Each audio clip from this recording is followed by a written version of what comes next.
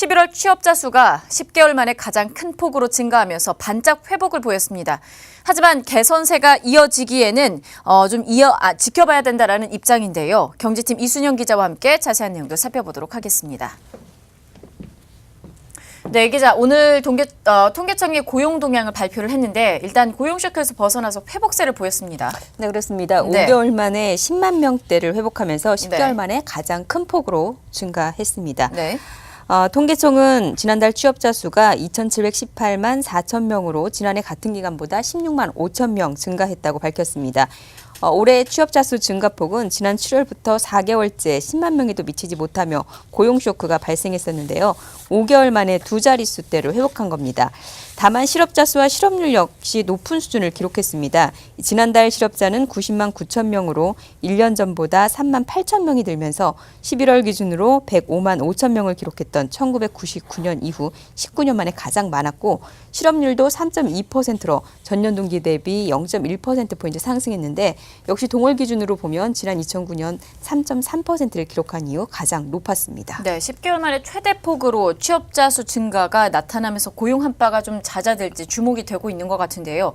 전문가들은 이번 고용 동향에 대해서 어떻게 보고 있습니까? 일단 아직까지는 네. 취업자 수가 증가한 것만 보고 네. 고용 상황이 개선됐다라고 보기는 어렵다는 평가입니다.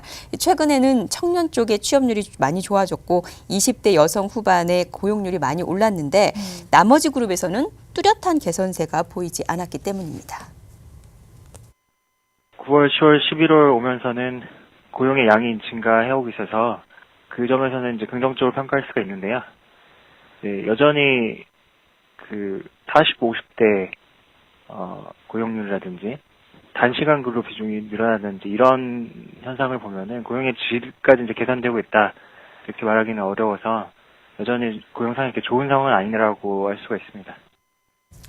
네, 특히 주로 근로시간을 놓고 따져봤을 때는 30에서 36시간 이상, 즉 풀타임 근로자의 비중이 향상되는지 또 주로 30에서 50대 초반까지 가장 고용이 많이 되고 가장 일을 많이 하는 이 나이대인데 네. 이 나이대 고용률이 과연 향상되는지 여부가 관건인데요. 네. 만약 이쪽에서 개선이 되는 것은 노동 수요가 개선이 되는 거지만 나머지의 경우는 뭐 일자리가 좀 쪼개진다던가 현재 통계 기준으로 일주일 동안 1시간만 일해도 취업자 수로 잡히기 때문에 취업자 수가 늘어날 수 있는데 그것이 경제 내에서 근로시간 총량이 늘어서 뭐 늘어난다든지 보통 사람들이 생각하는 일자리가 늘어서 늘어난다는 이런 것과는 좀 괴리가 있다는 겁니다. 네.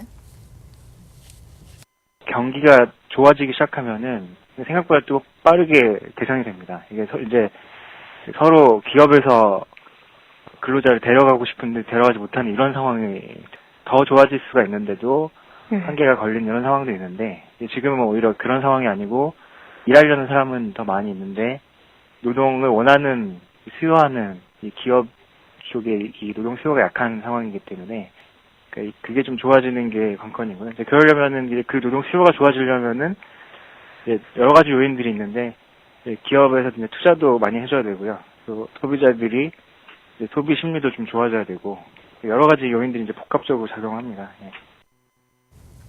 현재 한국 경제를 바라보는 경제 전문가들의 네. 시각이 좀 어둡게 바뀌고 있기 때문에 고용 현황이 뚜렷한 개선세를 보일 때까지는 다시 다소 시간이 걸릴 가능성을 현재 배제할 수 없는 상황입니다. 고용 상황 같은 경우는 갈 길이 좀 먼 것 같은데 서민들의 빚은 계속해서 좀 늘어가고 있는 상황입니다. 주택담보대출이 2년 만에 최고치를 기록했다라는 이야기가 있는데 어떻습니까? 네, 그렇습니다. 네. 오늘 한국은행은 이번 달 주택담보대출이 603조 원으로 전달보다 4조 8천억 원 늘었다라고 밝혔는데요. 월별 증가폭은 지난 2016년 11월 이후 최대 규모입니다. 네. 주담대가 들면서 네. 은행 가계대출 역시 증가 추세를 보였는데요. 가계대출 잔액은 822조 2천억 원으로 전달보다 6조 7천억 원 늘었습니다. 11월 주담대입니다. 네. 정부의 규제에도 불구하고 이렇게 주담대가 계속해서 크게 늘고 있는 이유가 있을까요? 가을 이사철로 인해서 전세자금 네. 대출이 증가세가 이어진 데다 네. 또 이미 기승인된 중도금 대출이 늘면서 증가 규모가 커진 것인데요. 한은은 9.13 대책이 발표가 됐지만 3, 4개월 정도 시차 때문에 11월까지는 주택담보대출 대출이 늘어났다면서 이번 12월 달부터는 주담대가 줄어드는 현상이 나타날 것으로 보인다라고 예상했습니다. 네, 은행들의 개인 사업자 대출 잔액도 증가했다고요. 네, 은행들의 개인 사업자 대출 잔액은 313조 5천억 원으로 한 달 전보다 2조 4천억 원 증가했습니다. 이는 지난 8월 이후 3개월 만에 가장 큰 폭으로 는 것인데요. 개인 사업자 대출은 올해에만 모두 24조 7천억 원이 늘었습니다. 은행의 전체 기업 대출이 같은 기간 49조 4천억 원 늘었는데 개인 사업자 대출이 절반 이상 차지한 셈입니다. 네, 이렇게 해서 저희가 좀 살펴봤고요. 앞으로 고용시장도 그리고 서민들의 빚도 완만하게 좀 해결되길 바라보도록 하겠습니다. 지금까지 이순영 기자와 함께했습니다.